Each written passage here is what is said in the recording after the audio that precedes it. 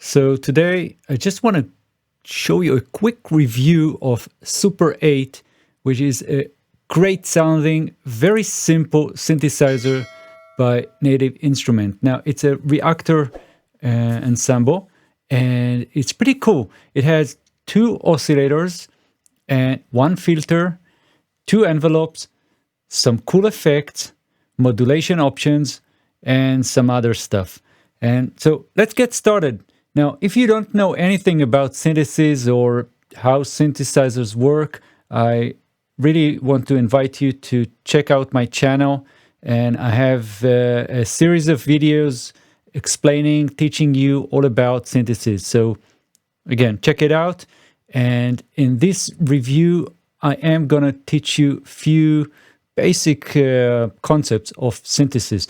But overall, what I do recommend is you download the demo, play, hear the hear the presets, and see exactly how this works. Now, what we have here is a couple of oscillators, and you can mix between them. So let's hear it. Now, the cool idea here is that each of these oscillators can introduce different sounds coming from different waveforms. So we have a sine wave, sawtooth, square, and then a sub. And this sub can also be noise. So check this out. And it acts like a slider, right? So the more you push it upwards, the more volume it gets. So for example, if we take everything to the bottom here and we just have our sine here, and let me go to the init preset, which is just a basic sawtooth. Let's hear it. And you can see here in the oscilloscope the shape. So what would happen if I just introduce a little bit of a sine wave?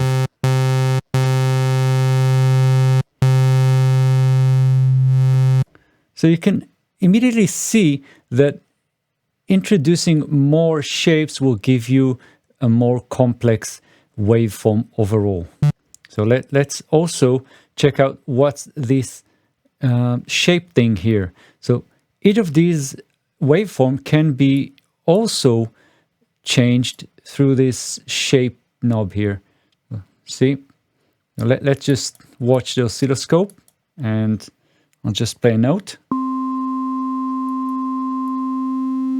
So this is a perfect sine, and then this is what you get. And so this is pretty cool already.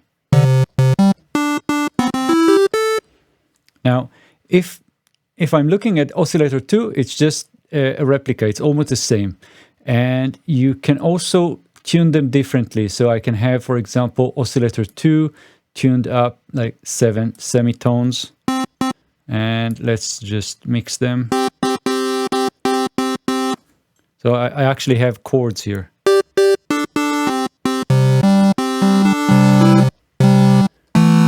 And you can already sense that the synthesizer can give you a very nice, fat sounding audio here.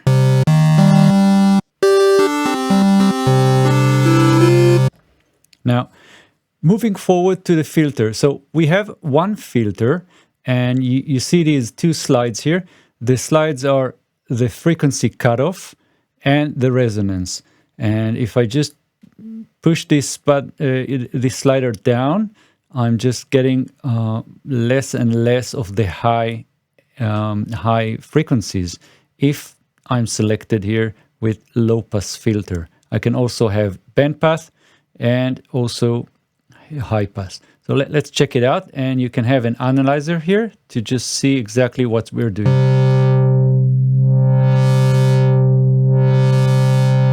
And I can introduce a resonance. Resonance is just boosting some of the frequencies just at the cutoff point.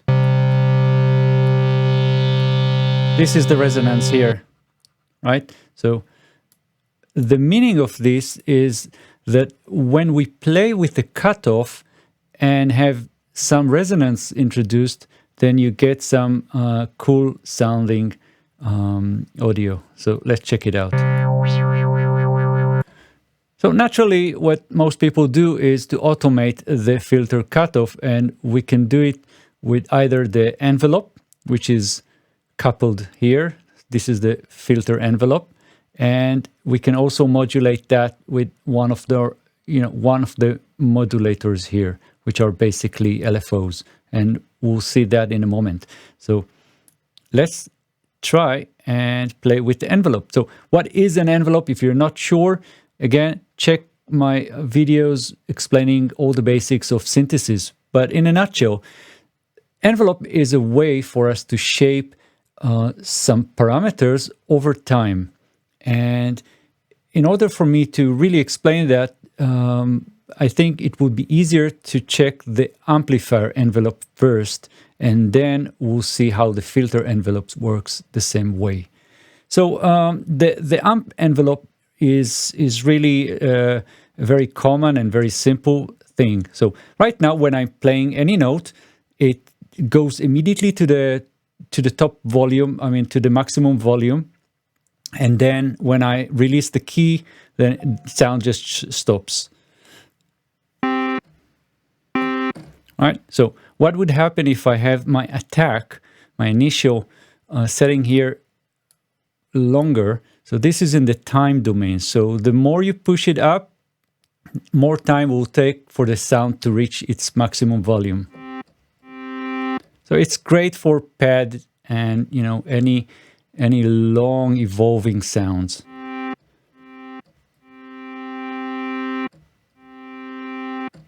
Right.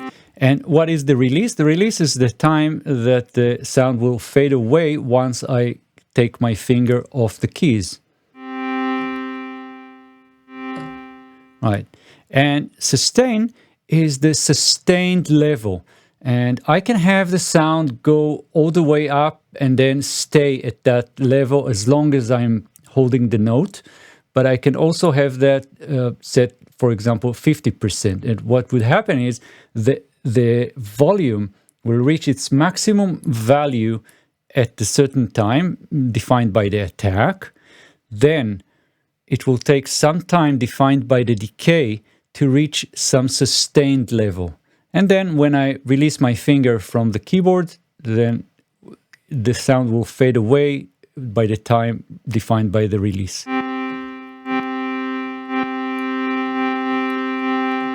So what are the practical uses of envelopes? Well, this is just anything that relates to the sound character in terms of how it evolves over time. So I can have something very sharp.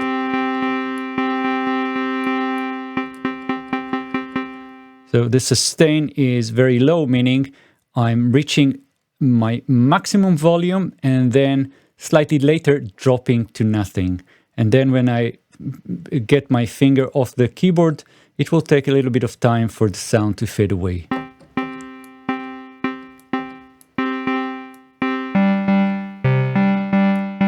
So that's a nice setting here.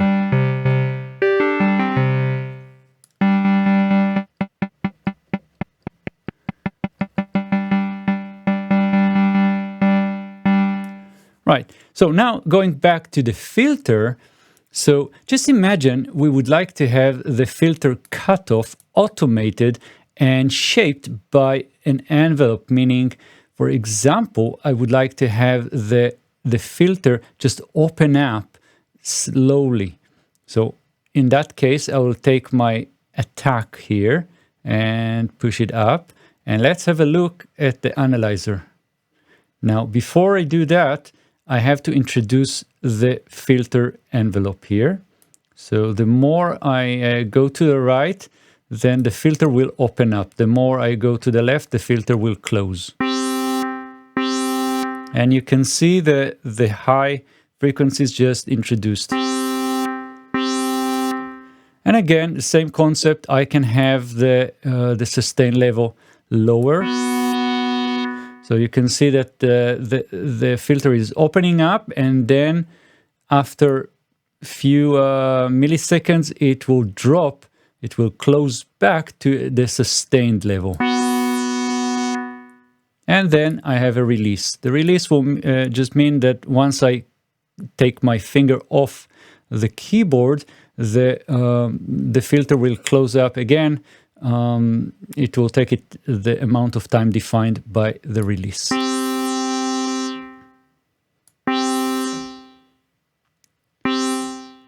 So that's the idea. Now, since we have our resonance set up here, that means that we have our wah-wah kind of thing here going on when we are sweeping the all the frequencies.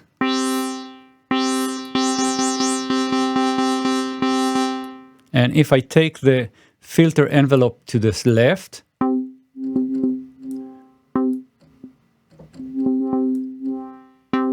our filter will go the other way. You can see the little triangle here. That's my envelope.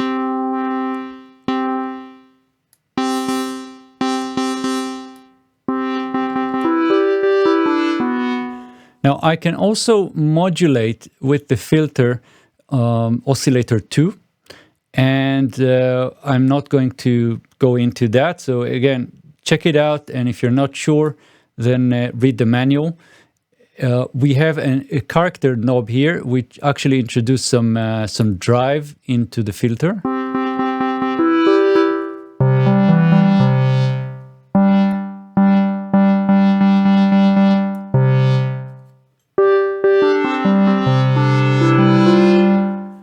And again, if I want to introduce more, different sounds, and I want to introduce more waveforms, then just push these sliders.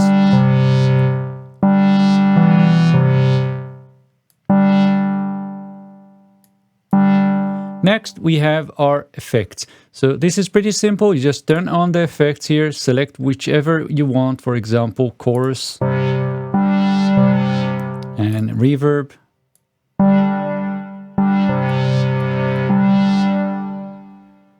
And you have all kinds of room settings, small, large, galactic.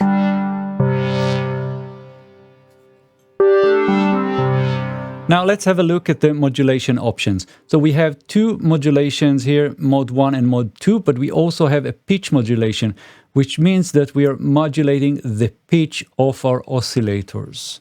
Right now they are set to, in a certain way, and we can have it modulated by this pitch modulation. Let's have it. And I can have it synced, or I can have it follow the filter the filter envelope here.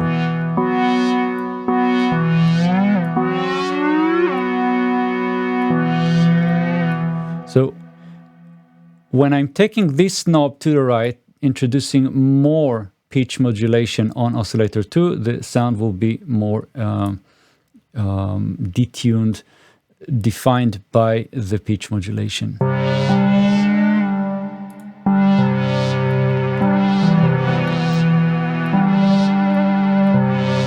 And I can have some delay, meaning it will not be introduced immediately.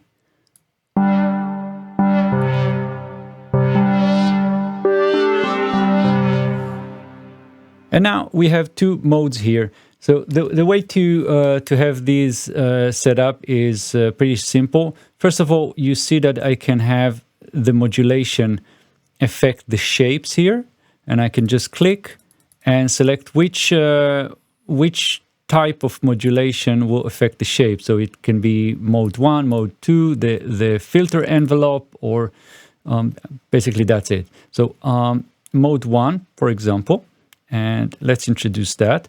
So I can have the speed synced to my DAW, to my host, or free.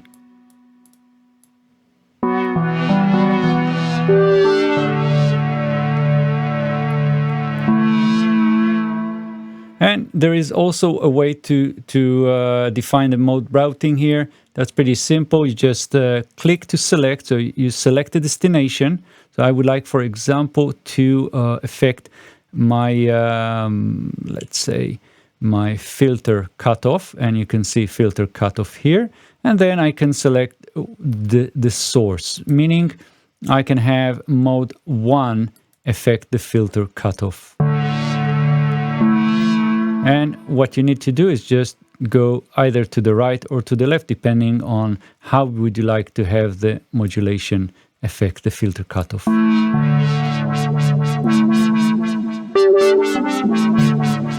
And I can introduce more waveforms here to just mess around with the filter cutoff.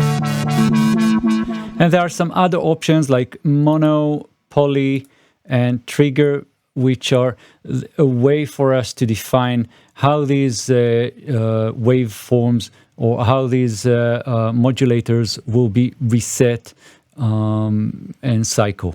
So check out the manual if you want to have more information about that. And I can have more modulations. For example, I can have, clicking here, destination, for example, the resonance, and the source will be mode 2. And don't forget to have that turned on, introduced.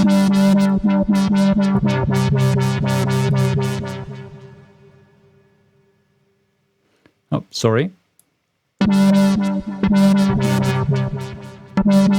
And you can see the little triangle here running. So this is pretty crazy. So let's go to any of the other settings here, and you can see that we have a lot of presets already configured here. So you can have some basses.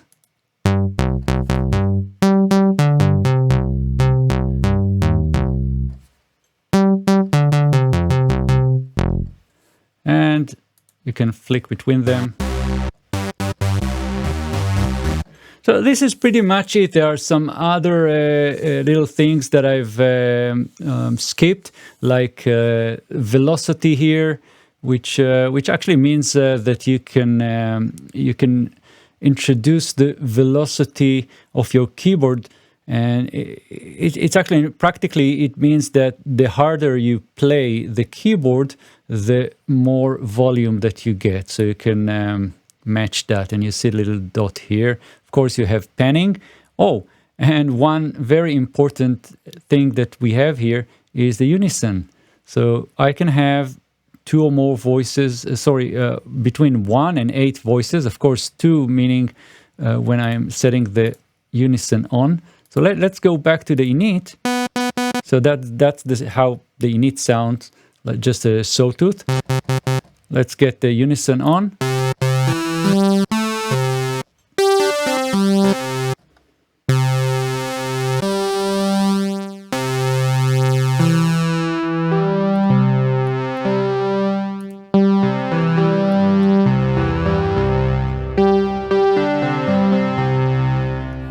This is already sounds great. And then I can have a stereo spread and a detuning spread. And yeah, I did forget the gliding and mono settings here. So we can have glide.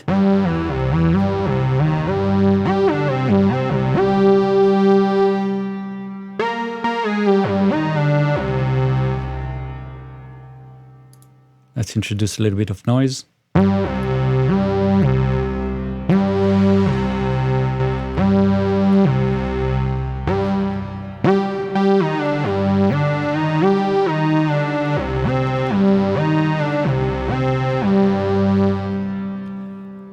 Cool. So I think that's pretty much it. So check it out. I really like it. Super 8 Native Instruments. Thank you very much. If you like this video and you think that was helpful for you, then like, subscribe to my channel if you haven't done so already, and see you soon. Bye-bye.